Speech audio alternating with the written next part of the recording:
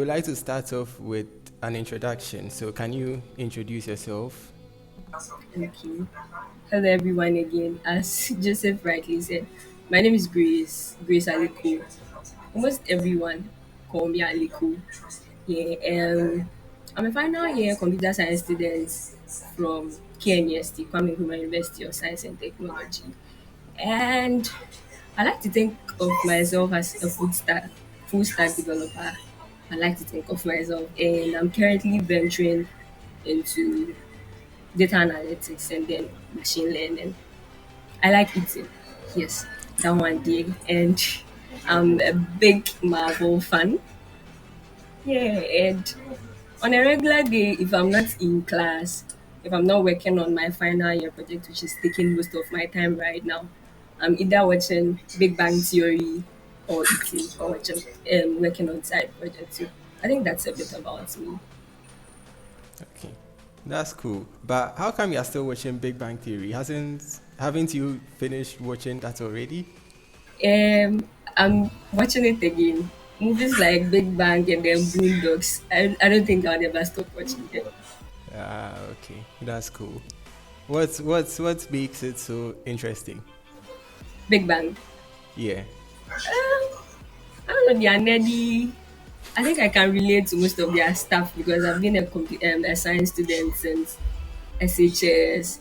And so, like, having nerdy people talk for you to understand a lot of things makes me feel nerdy. So, and it's kind of my niche.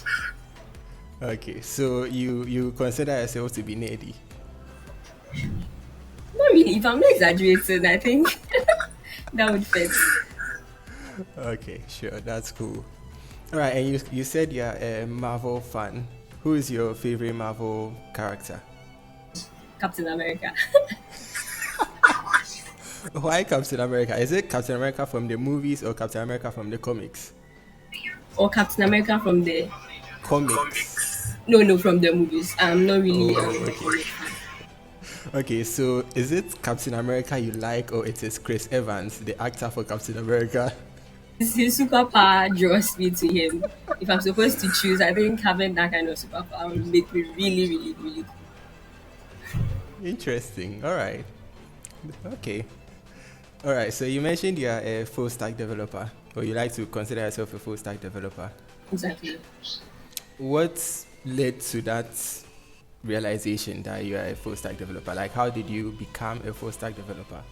Okay. So for me, my tech journey doesn't really start like the normal one. When I was a kid, I was into computers and into gadgets. It was so far from that. I think I was this lady who wanted. I think I wanted to be a lawyer at a point. I wanted to be a farmer at a point. I wanted to be a journalist. If I see a profession and someone is performing really, really well, I tend to be drawn to that. As late as SHS, writing WASI, I wasn't still sure of the program I wanted to offer. That was for a fact. And I didn't choose computer science for the right reasons. I wanted to look, yes, like a lady knowing how to like hit the keys and all that. So I chose computer science for the wrong reasons.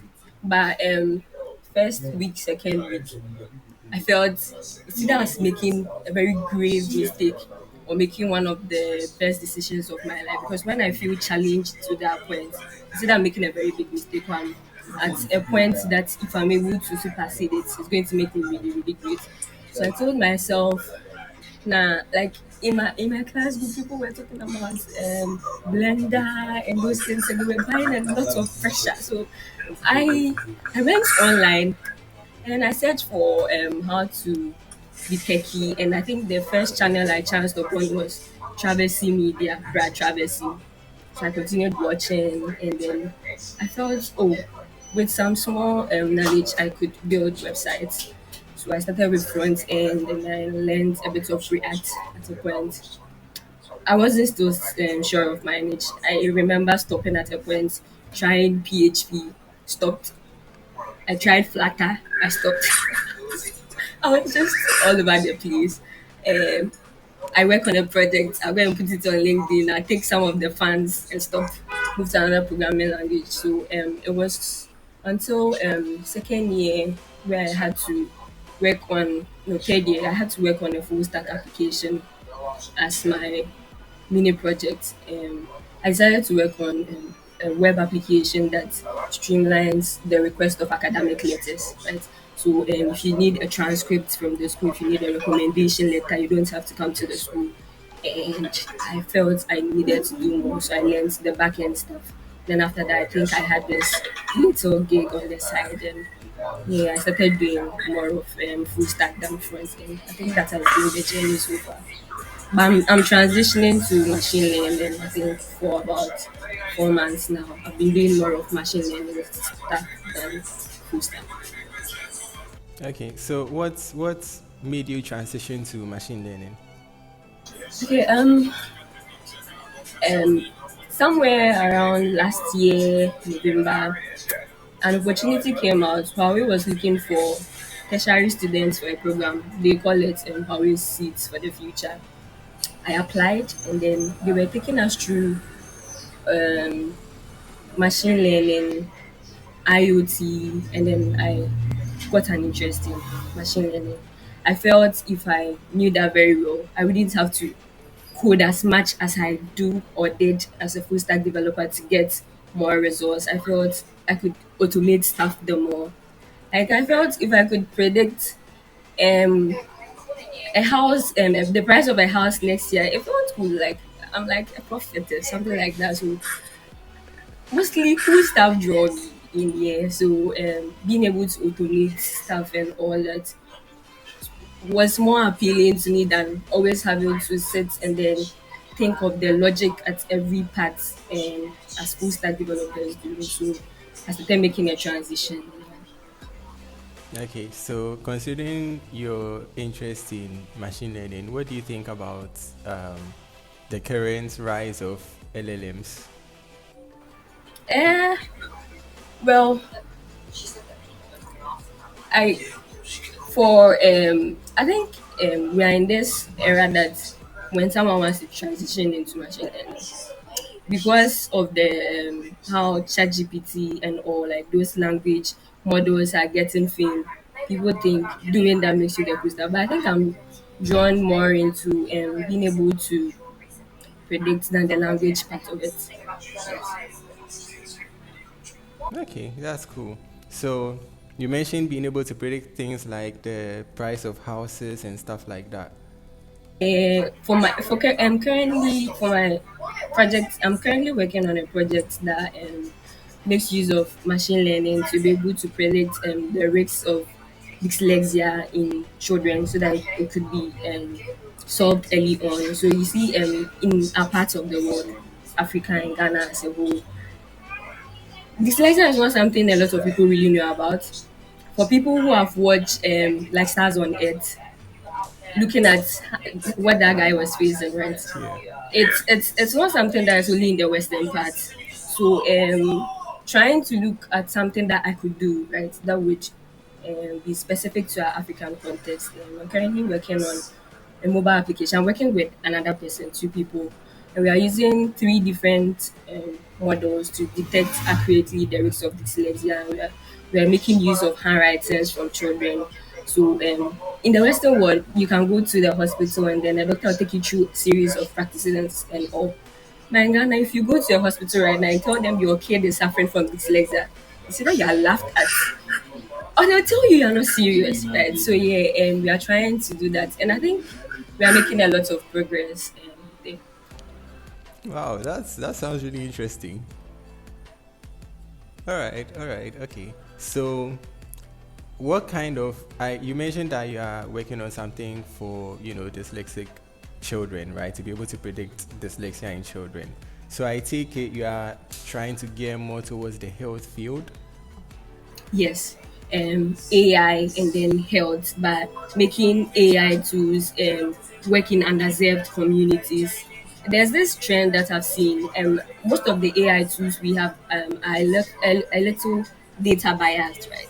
Let's say you're an African, you go to ChatGPT and then you have some symptoms like headache, your high temperature and all, and you want it to tell you some of the disease you might have. ChatGPT might tell you you have the flu, and the food is not even something that a lot of Africans get, right? So I feel most of the AI tools that we have right now have been trained with a lot of Western data, making it a little bit biased, right? So I'm trying to um, apply machine learning to our African context so that when you're using that AI related to, you know that, oh, this is built with data sets that concern me. And so making the predictions a little not biased like what we have currently. So that's what I'm looking to do. Yeah. And I know that getting data, especially for things based in Africa, is a bit difficult, right? So, Yeah, how it do is you? very it is very, yeah. There are times that you think of a project and then you need data, you go online and then you barely get information that are like your context specific. You go on Kaggle and then most of the data there are biased. But people like us, machine learning and data enthusiasts like us, and the same people that makes those kind of data available. So I think if we have more African, more Ghanaian getting more enthusiasm on that, and then we coming together to like take data. There are times that you can scrape data of the internet if you don't really get what you are looking for. So I feel if we have more people having this interest in data science and machine learning who are like more African specific, sometimes you have to go on site and then collect data. There are times that the data is there, but you have to go and then bring them together. So I feel if more people are getting this kind of interest, I'm sure we'll be able to change the narrative, if not right now, but real soon. Yeah. Right. So, do you think we in Africa need like an organization or a group of people who can come together and just whose sole purpose is gathering data based on Africa? Yeah, yeah. If let's see, if I was as rich as Elon Musk, I'm sure I'd maybe have a data center for Ghana, like something like that, and then I'll push a lot of money into something more like Bloomberg, but like for Ghana, like Yeah. get the data and then when you need it, I think I'll make a lot of money. Don't you think so? Like if I'm able to pioneer on something like this, I'm sure I'll make a lot of money. Yeah, and then it would make an impact too. I think I'm supposed to look at them more than their money, but I think they're both important too. Yeah. All right, that's really cool. Okay, so you mentioned the application or the portal for requesting letters based on academic work, right? Stuff like your transcript. And then you also mentioned the machine learning project for identifying dyslexia in children, right? Are there any other projects you've had the chance of working on? I worked on there's this startup called Zaptech, a student-led tech startup. Um, 2 years ago, they were working on this project that university students can just go online and then see available rooms. It had the name SaveRoyal, so I was part of the team that was working on that. Unfortunately, after working on the whole thing, I think getting the rooms and then landlords accepting to work with them instead of agents was a bit of a problem. But we were able to develop the platform, and I think I've worked on websites for people, not really full stack, but like single page websites showing information and all. And yeah, aside that too, my first project I was working on. My classmates sort of recommended me to a tech startup who wanted a public special relations specialist and something. So at first, I was brought on board to be the public relations specialist of the startup. But then later, I don't know, I wanted to do more. I didn't like the fact that I was on a team with my classmates and then they were coding, I was doing all the writing stuff. So I told him, although he's paying me to be a public relations specialist, I was one to work on the coding aspects, and then he tasked me to redesign the startups website. It's called Opium Ghana.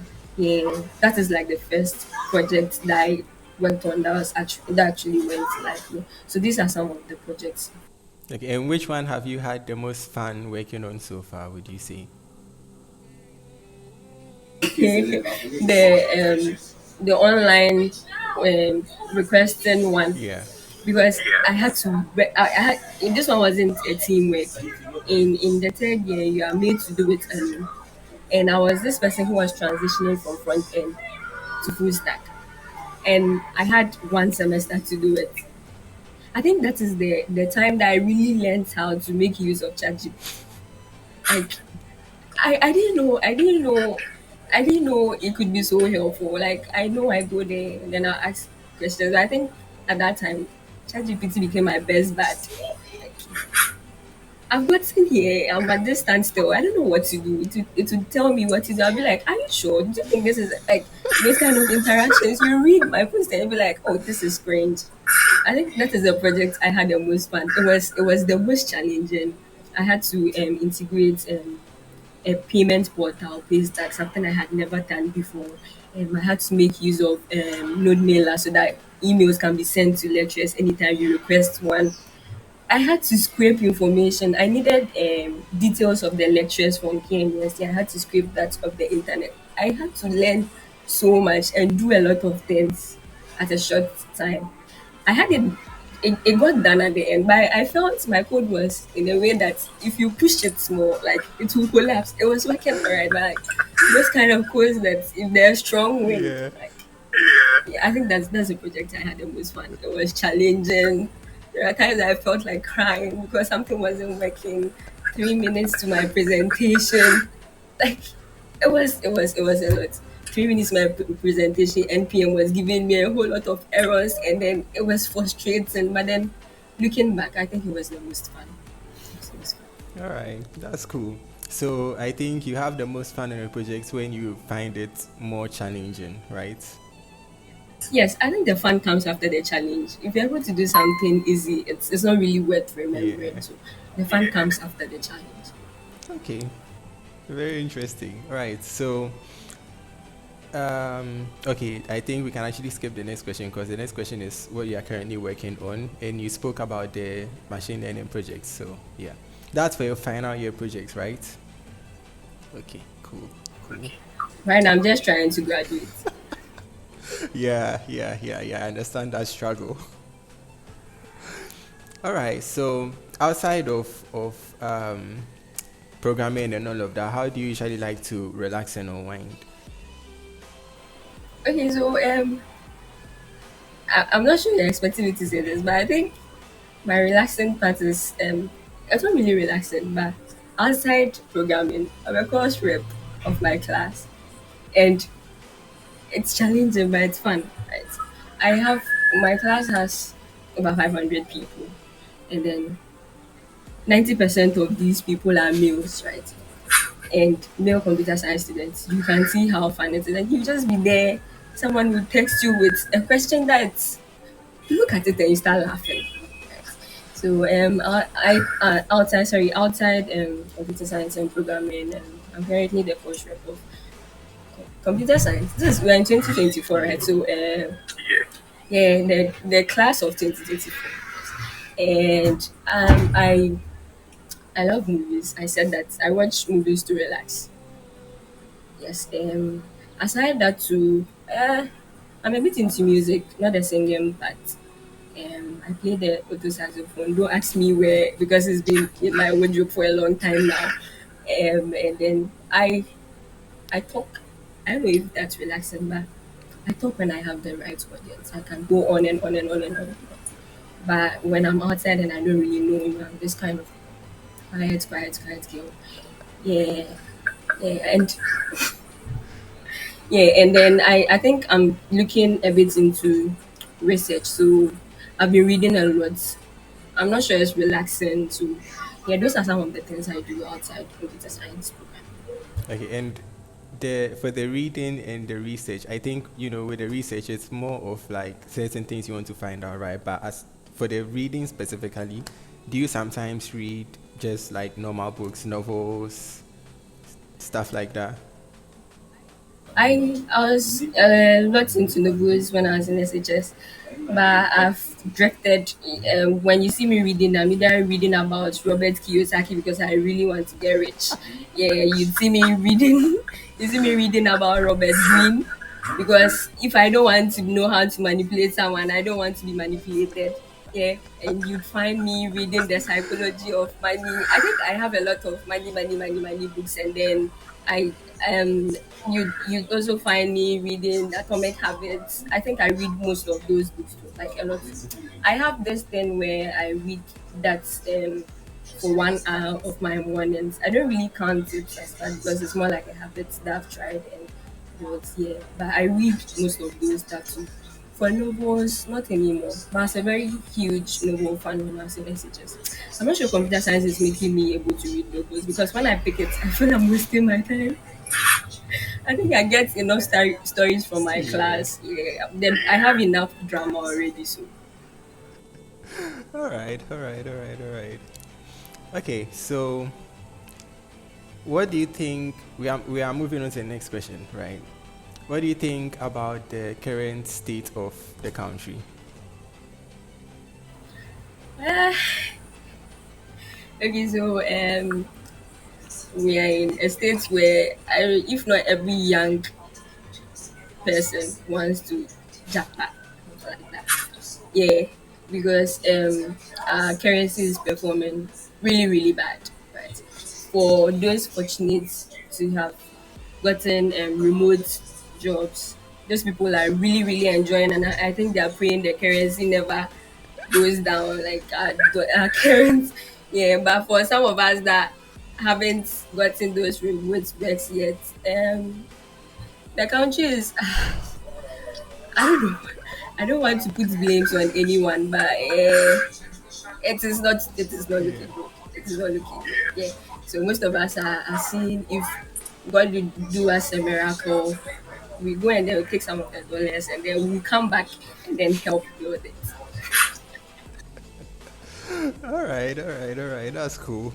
I think our previous guest was also saying something like that along the lines of wanting to leave the country, but even if they don't leave, they would want to get a remote job no matter what. So, yeah, I think. The economy is very hard, and then using this kind of economy to make your plans for the future, it doesn't really make it look good because for someone like me who wants to get very rich and then I'm in an economy where let's say when I finish I have NSS at a company and then I'm retained and then looking at the money that I get from it and then if I want to become an entrepreneur the struggles that I have to go through not really getting um back in it's like the country doesn't really give you enough fertile ground to grow in. Some countries do that. Unfortunately, we don't find ourselves in one of those countries, and so it's like you have to put in twice as much effort to become successful.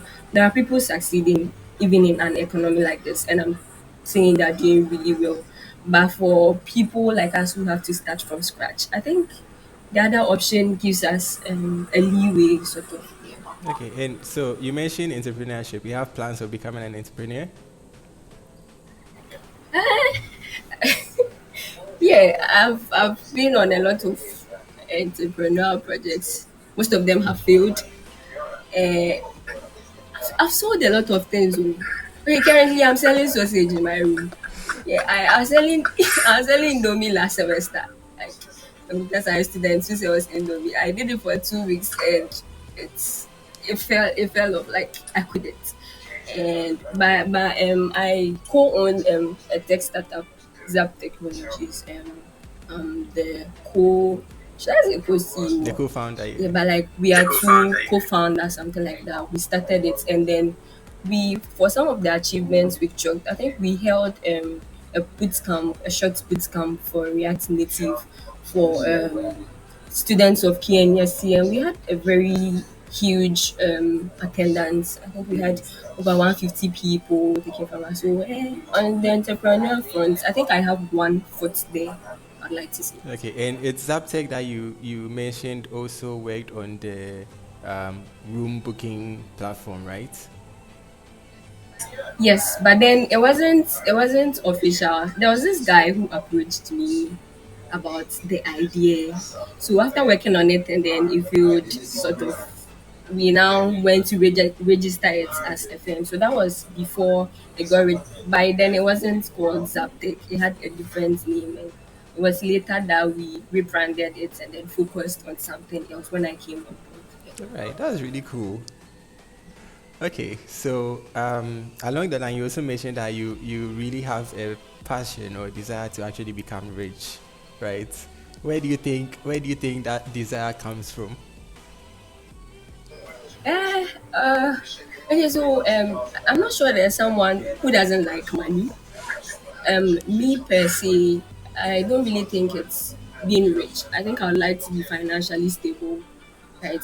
Someone can be rich and then it takes 2 days for those riches to go. I think I would like to be someone that if I decide to retire, at least I have something that keeps pumping in money and then I wouldn't have to go broke. So I think I would like to see myself as someone who wants to be financially independent than being rich.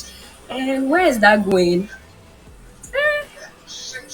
I'm this kind of person that would be standing in the shower and then be interviewing myself. Aliko, tell us about your journey. How did you get this wealth? So, as far as the hope hasn't died, right? The hope hasn't died. It's on track. I haven't gotten there yet. I don't even know the money in my bank account yet. It's not that it's too big that I don't know. It's scary that I don't want to check. But then I think I'm putting in place things that will be bringing in the money. So yeah, we're on track. We're on track. Saying it without tears, we're on track. All right, all right, all right. That's fine. That's fine. Okay, so can you share a funny moment from within the last year? Something that was you found interesting or found funny that happened to you recently? Yeah, funny. Okay, there are a lot of okay. Let me talk about this one. Then I think I went to wait. No, there are some funny moments. I don't think I would like to share here, but then let me think carefully so that I don't. Okay. There was a time I went to my supervisor. She had given me something to do for her, like to help her with. And I was passing by. She called me and she asked if I had done it. And I said yes. Honestly, I hadn't started. So she was like, I should show it to her. I had my laptop. I had no excuse. Yes, I was holding my laptop. I had no excuse. So it was. I think it was something related to a research paper. I opened my laptop and I didn't know what to show. So I opened my Google Drive and I turned off the Wi-Fi. I was like, Mr. Rose, there's no internet. The internet connection is very bad. And she gave me an internet cable that was connected to a port in her Yeah. office. And I connected it and I think I was out of options. The situation was funny, so I just started laughing and she was like, I know you haven't done it. And then I laughed it off and then I apologized for lying and all. But I think recently it happened last week, so that's like the most recent Yeah. funny instance. Okay. I had run out of lies. Like I think there's an instance where no lie meets the lie you want to lie. So All right. Who is your favorite lecturer? this question. Oh my god. Uh, my lecturer said, Hello, everyone. So, unfortunately, the recording for our guest, Grace Aliko, was cut short. So, we are unable to show the rest of what transpired during the interview. It's quite unfortunate, but you know, sometimes things happen. So, we're trying to make the best out of the situation and we are using the video as is, as you know, you've seen already, just that for the rest of the portions or the rest of the things that transpired, they are not going to be available. So yeah, unfortunately, but yeah. I think after the question where we asked what her favorite who her favorite lecturer was, she actually said it was Dr. Rosemary, and it's mainly because she's able to celebrate every win, whether it's major, whether it's minor, and it's shown her that she should appreciate every little achievement that she actually makes. And I think from there we actually wrapped up because it didn't take too long before we actually ended. The original recording was about 42 minutes long, and the recording her recording ended at 30 minutes. So yeah, just about 12 minutes more. After that, so she's actually our very first female guest, right? And we actually made mention of that, and she was actually really excited to be the first female guest. So she mentioned that she would most likely, make noise about it on her socials. So yeah, I think the final thing. Oh yeah, she also gave some advice. I think she was talking about, what was the advice? Jesus Christ.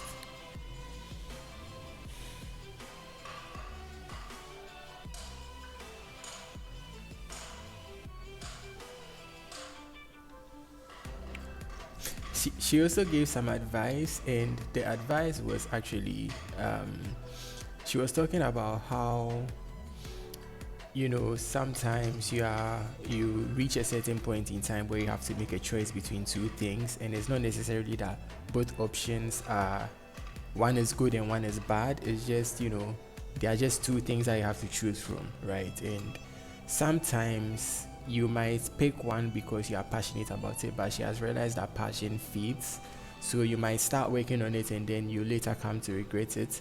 But what you actually need to do is to make sure that you actually stay consistent with it, because that's what's going to determine whether or not you're actually successful, right? Because if you give up, there's no way you can actually become successful with it, right? So yeah. And then I also chipped in and I mentioned a conversation I had with my sister, who was basically also told me something similar, in the sense that when you want to achieve something, or when you have something to do, you just have to do it anyway, right? And that's because if you don't do it, you are 100% not going to achieve what you set out to do. If you think because you're going to fail, you don't actually do it. If you think if you have a fear of failure, it's going to prevent you from even trying. And it is only when you try and when you stick to it that you can actually make it. And there are certain times that you work on certain things and they may not go the way you want them to, they may not go as planned, but the only way you can ever actually stand a chance of things actually going the way you want them to, of things actually going, of you actually hitting your goal, is by doing what you need to do, right? So it might suck, but you do it anyway, right? So yes. And after that, she just said she was grateful that we invited her. And I mean, we are also grateful that she actually came, because without her being present, we wouldn't have been able to have the interview in the first place. So yeah, I would like to say thank you once again for her. Thank you once again to her for being present for the interview, for the recording. Thank you to every one of you who has watched this far and who keeps watching our videos from time to time as we upload them, because it is mainly because of you, everyone who is watching this, that we're actually doing this, because the main aim is to have all of you hear from some of these people who are in the tech space, hear from their experiences, hear from their struggles and achievements, and learn from them, right? So yes, thank you everyone for tuning in, and we hope to catch you on the next entry.